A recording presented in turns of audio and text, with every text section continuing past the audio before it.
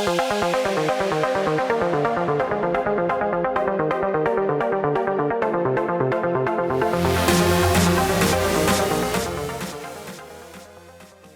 closely, it really was an aha moment for me, because the Dirtworks alert product that you have and the ground game edge, which we'll go into in a little bit, is fairly intuitive to me, right? You get ahead of stuff. You can buy at a lower price, and then there's an appreciation, and whether you're looking to get a better cost basis or you're looking to flip it, there's an advantage there. But for what you're describing, and this is where the scale of dollars really becomes significant, and a discount of a few percentage points across an entire portfolio really matters, to be able to really sharpen your pencil with definitive data, and not this hodgepodge of, I mean, every minerals company is trying to collect all this loose intel and put the puzzle together, and you're doing it with statistics and data and satellite imagery, and clearly all the relationships you're talking about. Clearly machine learning and AI is essential to all this, because I'm just trying to think to myself manually how you could connect all those dots. It's got to be very, very complex. No?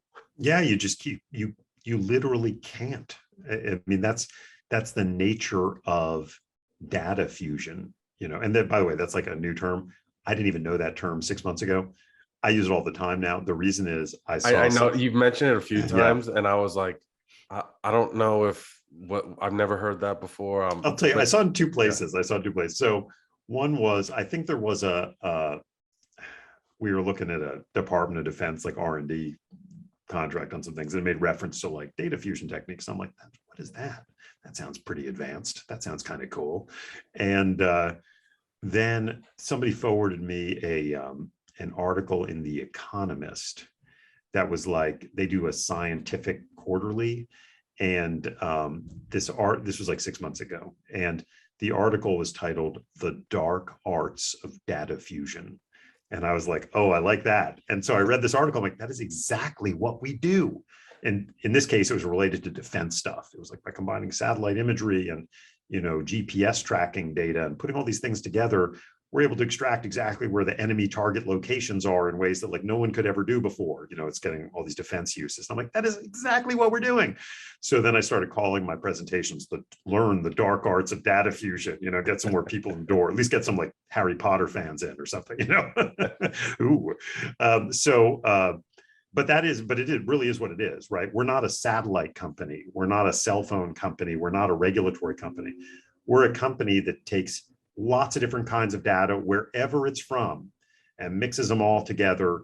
We're always open to adding more. There's all kinds of different stuff. I mean, I mentioned like one of the things we do, we scrape legal notices from thousands of newspapers as one of the ways that we find early indicators of who's planning to drill where. We don't care. It's any place where we can give our customers an edge in knowing what's going to happen where earlier and or with more confidence, we're going to pull that in and find a way to use it.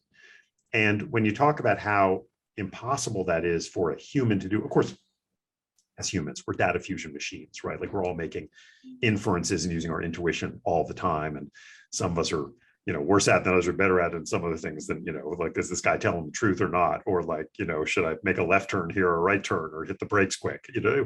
We're good at that in a lot of ways, in a lot of situations, right? We're kind of evolved for that. But when you're talking about really big data, people are bad at it.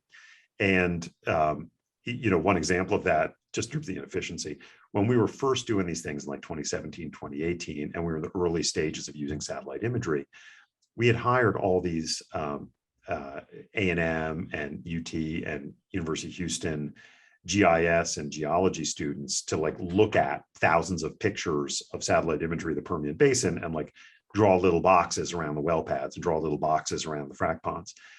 And even graduate students at, good universities were just making enormous numbers of mistakes or differences. You compare what two people's results were and they were just like barely overlapping.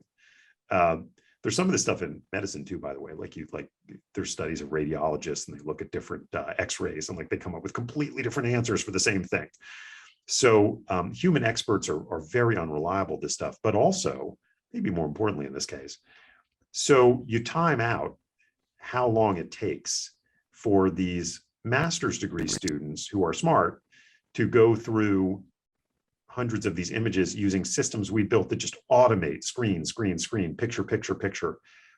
And we realized if all we did was use smart kids to look at these images and rate them, in order to cover the entire Permian Basin worth of images, every 5 days, not every day, just every 5 days, we would need a room full of about 100 master's degree candidates in GIS and geology working 24 hours a day, 7 days a week on 3 shifts.